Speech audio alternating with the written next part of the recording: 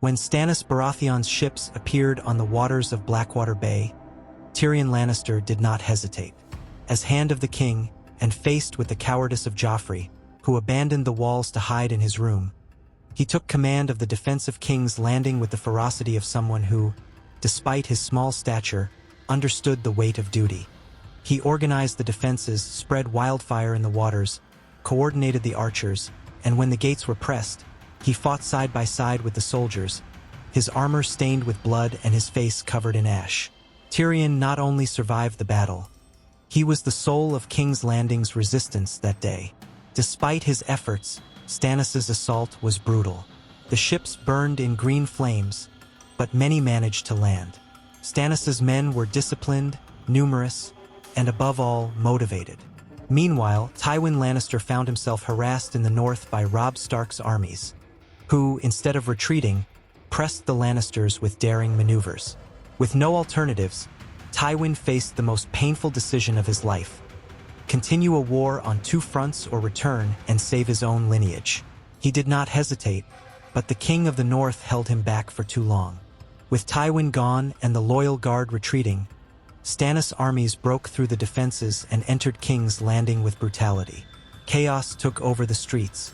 The population fled or begged for mercy, and the halls of the Red Keep were filled with the sound of swords, screams, and fire. Cersei, isolated on the throne with Tommen in her arms, realized there would be no rescue. Crying silently, she offered her son Poppy milk. The boy fell asleep peacefully. Then, hopeless after sending little Tommen to eternal sleep, Cersei plunged a dagger into her own heart, collapsing on the steps of the Iron Throne. Stannis found the bodies of mother and son lying in the throne room. For a moment, he just watched. "She made a wise decision," he muttered, before ordering the soldiers to proceed. The search for the last Lannister on the throne began. The castle corridors were a hunting ground. Joffrey, hidden in his chambers, trembled as he listened to the screams of the Kingsguard being slaughtered at his door. Then came the sound of the gate being broken down.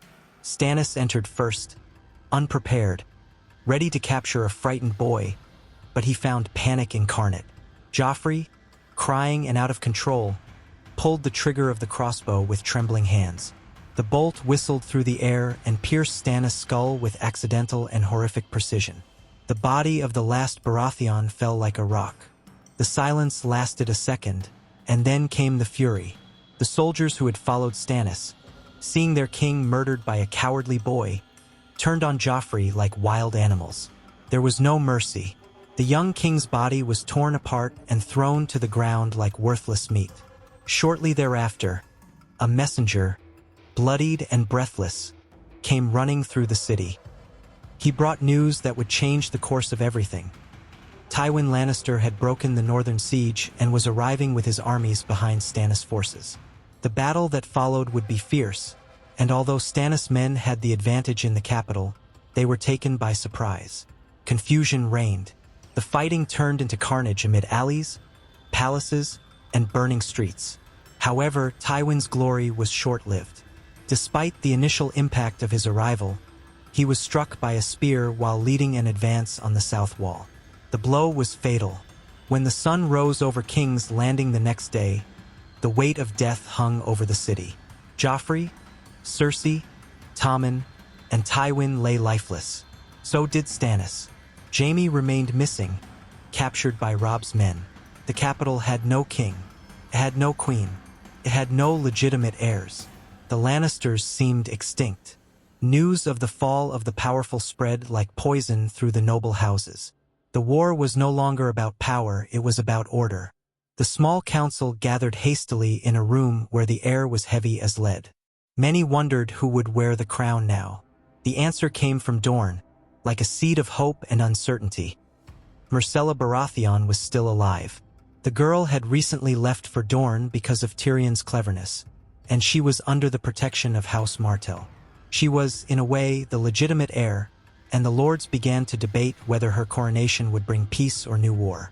While these decisions were weighed on political scales and forgotten oaths, Tyrion Lannister awoke in a dark bed, covered in bandages. A survivor of the attack that nearly ripped his face off, He could barely open his eyes, but he was soon informed of the tragedy. He discovered that he was the last free Lannister alive in King's Landing.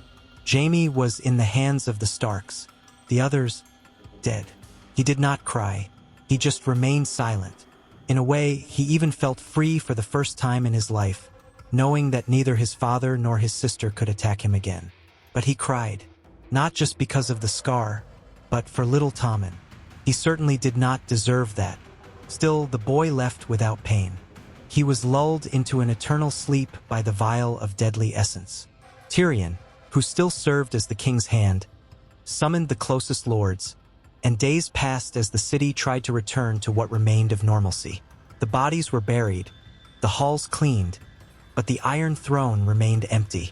Tyrion knew that, although wounded, he was the only one with enough wit to keep the capital standing.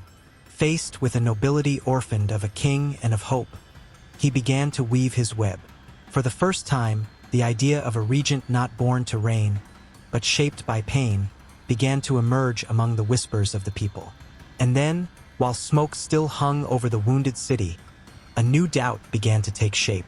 Tyrion, the one who had been mocked, humiliated, and nearly murdered, was slowly becoming the center of Westeros politics. The crown was orphaned, but men still wanted power, and the Seven Kingdoms needed direction. Tyrion knew he couldn't run from the weight of what was to come. Not anymore. Death had claimed the lions, but he still roared, even if it was with a low, wounded voice. Tyrion knew that the key to legitimizing the new reign was to bring Myrcella back. Negotiating with Dorne, however, would be a delicate task. He would have to convince both the Regent Lord of Dorne and Prince Oberyn. To the former, he promised that the agreement between them would not change.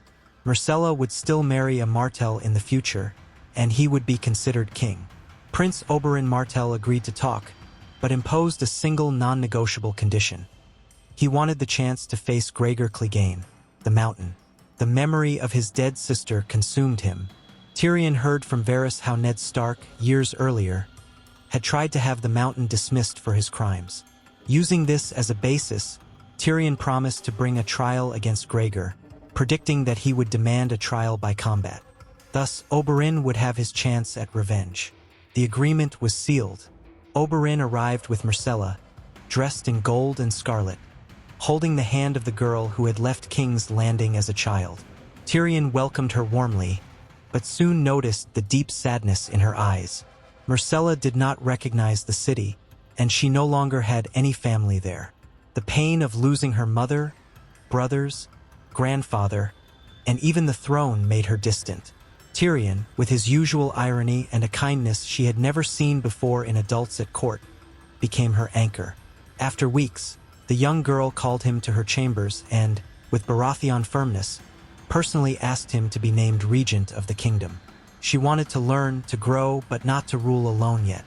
Meanwhile, the Mountain's trial was marked by tension and anticipation, with the throne room filled with nobles, soldiers, and commoners thirsty for justice or blood. Gregor Clegane, imposing and brutal, chose trial by combat, as Tyrion had predicted. Oberyn Martell, wearing light armor and carrying a poisoned spear, presented himself as champion of the prosecution, his eyes burning with the desire for revenge. During the fight, he danced around the brute, dodging brutal blows with almost supernatural agility, while repeating aloud, "You raped her. You killed her. You killed her children." Finally, he drove his spear into the Mountain's chest, knocking him down. But victory almost turned to tragedy. Gregor still had the strength to grab him and almost crush his eyes, but luckily Oberyn managed to attack the Mountain's private parts with his spear, and so the giant Clegane left this world with a stick stuck between his legs. And so began Tyrion's reign as the rightful ruler of King's Landing. His first decision was to pacify the Seven Kingdoms. The war with the Starks no longer made sense. With Tywin dead, the source of the conflict had disappeared. Tyrion sent a raven to Robb Stark with a fair proposal. He would return Sansa and recognize the North as a free nation, provided that Jaime Lannister was released and the fighting stopped. Robb, exhausted by war and grateful for the return of his sister, accepted. For the first time in years, peace spread like a timid breeze across Westeros. When Jaime arrived in the capital, freed and wounded, Tyrion greeted him with teary eyes. He told him everything about the deaths of Cersei, Tommen, and Tywin, and the brutal fall of House Lannister. Jaime, devastated, plunged into a dark silence. Tyrion, realizing that his brother needed distance, relieved him of his duties as a member of the Kingsguard and sent him to Casterly Rock to rule the Western lands while he sought to rediscover some purpose. Brienne of Tarth, true to her promise, was tasked with taking Sansa back to the north, where she would be welcomed by Robb as a heroine. And with the support of the crowns of the south and the north, she continued her search for Arya, who would eventually be found alive and fierce, hiding under a false name in Braavos. Without the weight of family judgment, Tyrion finally embraced his love for Shae. With Tywin and Cersei dead, the dwarf no longer had to fear for his beloved whore, and he revealed her to the world.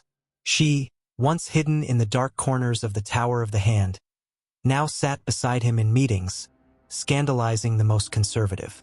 At night, she called him my lion, caressing his face marked by the scar from the assassination attempt. Tyrion no longer hid, and that made him stronger. For the first time in his life, he ruled with freedom and honor. Myrcella grew older and loved visiting her uncle and talking to him at Casterly Rock. Meanwhile, in King's Landing, everyone worked hard to rebuild.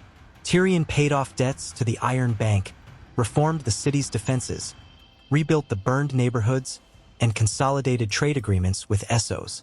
Ships returned to port, crops returned, and the people began to see in him something they had never seen in a Lannister: justice. Even in difficult times, Tyrion kept the peace, and peace brought prosperity. He needed no swords, only reason. Then, on Myrcella's 18th birthday, she asked to speak before the court. Standing beneath the broken stained glass window of the Red Keep, she declared that she renounced all claim to the throne. She revealed that she was not Robert Baratheon's daughter, but Jaime Lannister's. She said that the blood running through her veins did not entitle her to the Iron Throne. She wanted to live in peace with her father at Casterly Rock.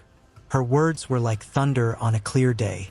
The hall fell silent, but there was no chaos. Tyrion feared that this would be the spark that ignited a new war, but the unexpected happened. The small council met, and the lords of the Riverlands, the Reach, Dorne, and even the North, now ruled by Robb, sent their votes. He feared most that Prince Doran Martell of House Martell would demand what had been promised to him, a royal marriage for his heir. But something had changed everyone's minds. Robb Stark's speech, in particular, echoed within the walls. Tyrion Lannister has sealed peace with the North. He returned Sansa. He honored my father's bones. He restored honor where it had been destroyed. He is the King King's Landing needs. The voices fell into line. The proposal was made. Robb spoke from the heart about how it was because of Tyrion that the war had stopped. Varys also reminded everyone that it was his insight into Stannis' threat that had saved everyone in the city. Tyrion almost laughed out loud. King? An alcoholic dwarf, born to be thrown into the sea by his own father? The idea seemed insane, but before the crowd cheering him on, before the silent confidence of Varys, Bronn, the king in the north himself, and the loving gaze of Shae, he accepted. He was crowned with a modest crown of silver and iron, and Shae, dressed in a velvet cloak, was proclaimed Queen of King's Landing. There was a party and plenty of food and wine for everyone. The dwarf never thought it was possible, but it happened. That night, lying on sheets embroidered with lions and vines, Shae stroked his messy hair. "My lion," she murmured with a lazy smile. Tyrion, with a tired and ironic look, replied, "It's ironic, isn't it? After all the wars, deaths, betrayals, the throne ended up in the hands of a dwarf and a prostitute." She laughed softly and nestled into his chest. "And it couldn't be in better hands."